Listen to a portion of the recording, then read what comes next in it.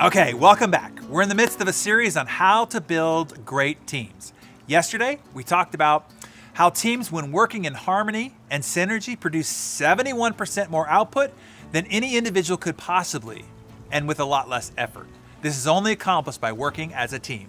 Today, we need to discuss what breaks that harmony, what disrupts that synergy. Today, I want to help you eliminate the single most sabotaging force of team performance. We have been using the teamwork of ducks as our reference analogy here. So, when a duck falls out of formation, it suddenly feels the drag and resistance of trying to fly alone. Left out of formation for too long, it'll eventually tire out and drop out completely. We see this happen on sports teams when one player tries to showboat or carry the game. Eventually, the headwind of trying to fly alone will wear him or her down, and the opposition will ultimately prevail. You probably heard my interview of Mark Cuban in Success Magazine I did a while back. It was when his Dallas Mavericks had faced the Miami Heat for the 2011 NBA championship. The Heat demonstrated a prime example of this sabotaging force. Many argued that never before had more individual talent been assembled and paid for on one single team in the history of the NBA than was on that 2011 Miami Heat team.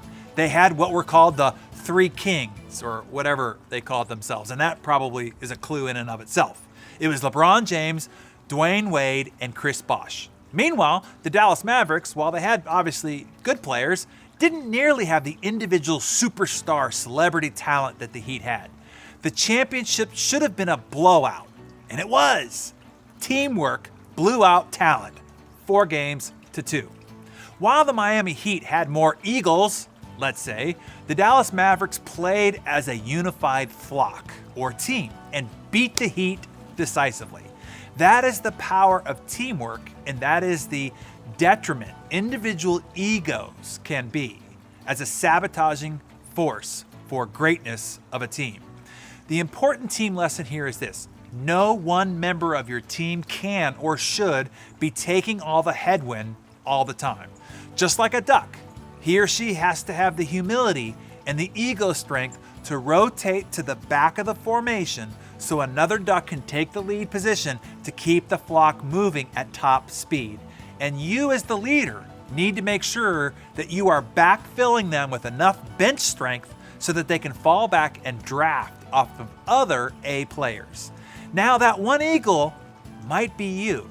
Think about it. How often as leaders do we not recognize how many other leaders we have behind us? Others who want to also be leaders and share in our burdens. Leaders that, if given the opportunity, may be able to take your group to a higher level not yet obtained. You see, sometimes true leadership is to know when to step aside to let someone else lead for a while. Then stand by that new leader and offer support and encouragement.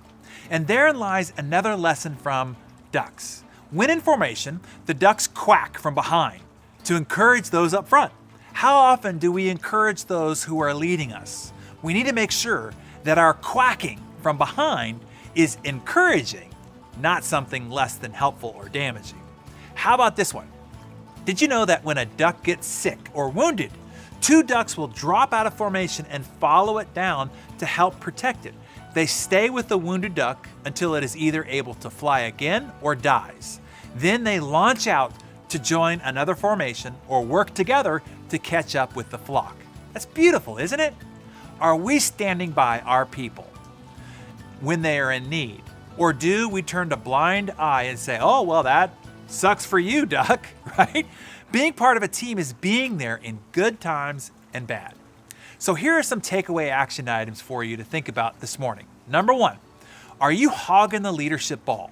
Think of the several people and several ways that you can have others take the lead. Then be sure that you are there to quack encouragement all along the way. Number two, are you taking care of the entire flock? Is there someone that you need to be there for, helping them heal some personal hurts? Share your answer to these two questions in the comments below, and I can't wait to read them.